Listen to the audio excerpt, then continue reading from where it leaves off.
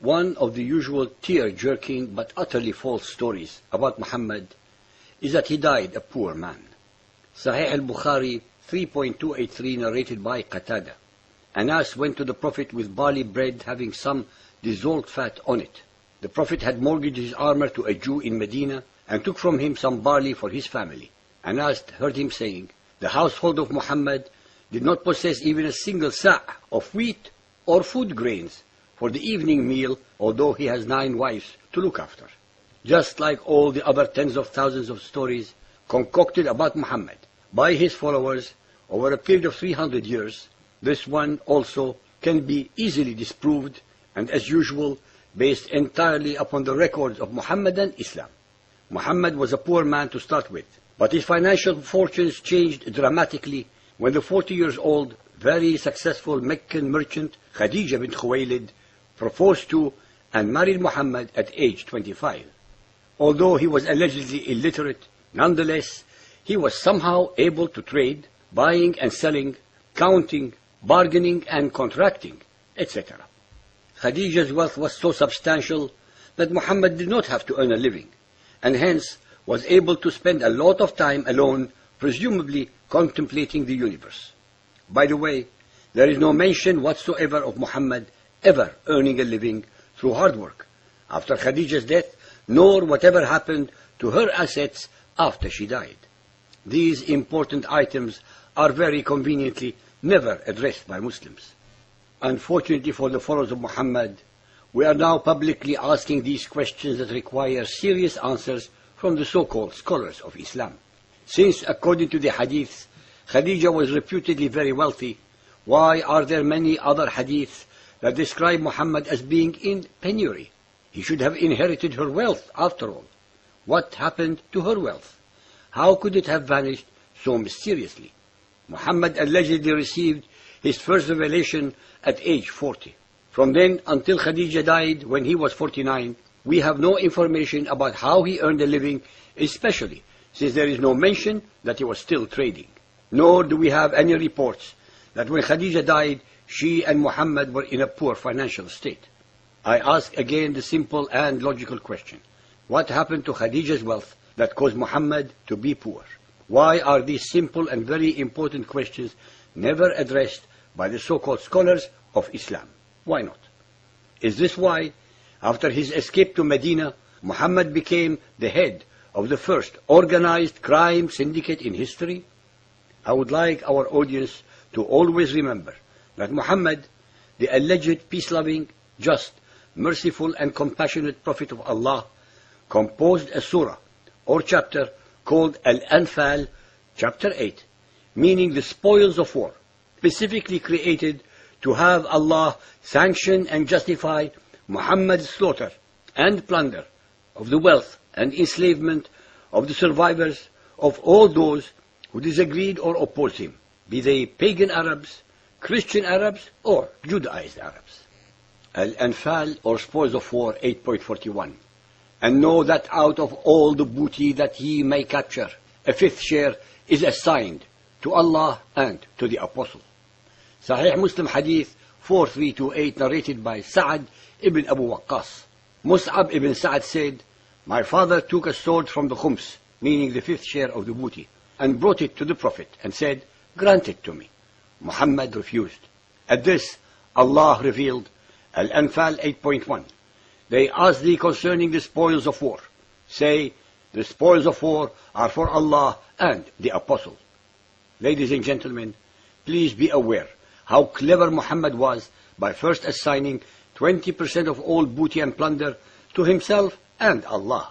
Since Allah could not take his 10% share of the plunder and booty, it is obvious that the whole of the 20% was taken by the sly Muhammad.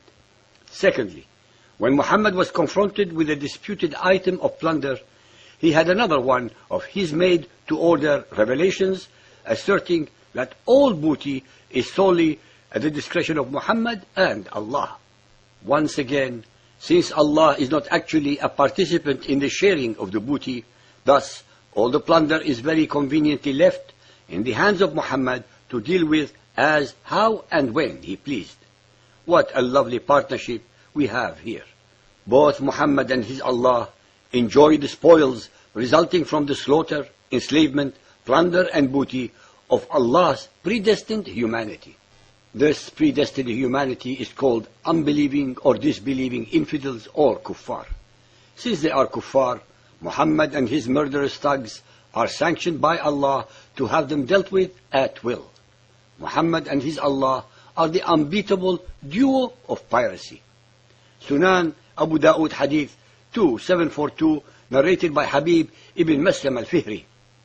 The Apostle of Allah would give a third of the spoils after he would keep off the fifth. Sunan Abu Dawood 3013, narrated by Ibn Shihab. The Apostle of Allah took out his fifth from the booty of Khaybar and divided the rest of it among those who attended the battle.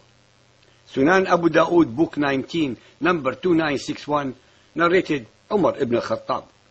Malik ibn Aus al-Hatsan said, one of the arguments put forward by Umar was that he said that the Apostle of Allah received three things exclusively to himself: Banu Nadir, Khaybar, and Fadak. So-called believers and unbelieving kuffar.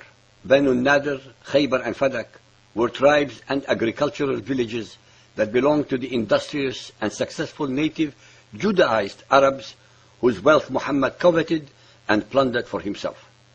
Just after Muhammad died, Sahih al-Bukhari 4.325, narrated by Aisha. After the death of Allah's Apostle, Fatima, the daughter of Allah's Apostle, asked Abu Bakr as-Siddiq to give her share of inheritance from what Allah's Apostle had left of the fay, i.e.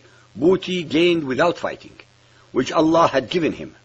Abu Bakr said to her, Allah's Apostle said, our property will not be inherited. Whatever we, i.e. prophets, leave is sadaqah, to be used for charity. Fatima, the daughter of Allah's Apostle, got angry and stopped speaking to Abu Bakr. She continued assuming this attitude till she died. Fatima remained alive for 6 months after the death of Allah's Apostle. She used to ask Abu Bakr for her share from the property of Allah's Apostle, which he left at Khaybar and Fadak, and his property at Medina. Abu Bakr refused to give her that property and said, I will not leave anything that Allah's Apostle used to do, because I'm afraid that if I left something from the Prophet's tradition, then I would go astray. Ladies and gentlemen, the following is a gem of an extremely important dialogue that must not be overlooked, which I would like to share with you. When Ali, the husband of Fatima, was confronted by Abu Bakr with the reason for his rejection of giving them Muhammad's wealth, telling him it was because Muhammad asserted that prophets cannot be inherited. At this, Ali, who had written down his own version of the Quran as recited to him by Muhammad, correctly stated that Muhammad was ignorant of his own book by pointing out that actually Muhammad's Quran clearly mentions that prophets did leave inheritance for their sons, as in the following verses. Surah An-Naml 27.16, and Solomon was David's heir. Surah Maryam 19.5, now I fear what my relatives and colleagues will do after me. But my wife is barren, so give me an heir as from thyself, one that will truly represent me and represent the posterity of Jacob. Ali pointed this out to the group assembled there, leaving them silent and unable to respond, because they were shocked that he proved Muhammad wrong. After all, this was Muhammad's own Quran, and he got it wrong. All Abu Bakr could do in response, knowing Ali was correct, was to say, well, that's the way it's going to be. Sahih Muslim, Book 19, number 4351.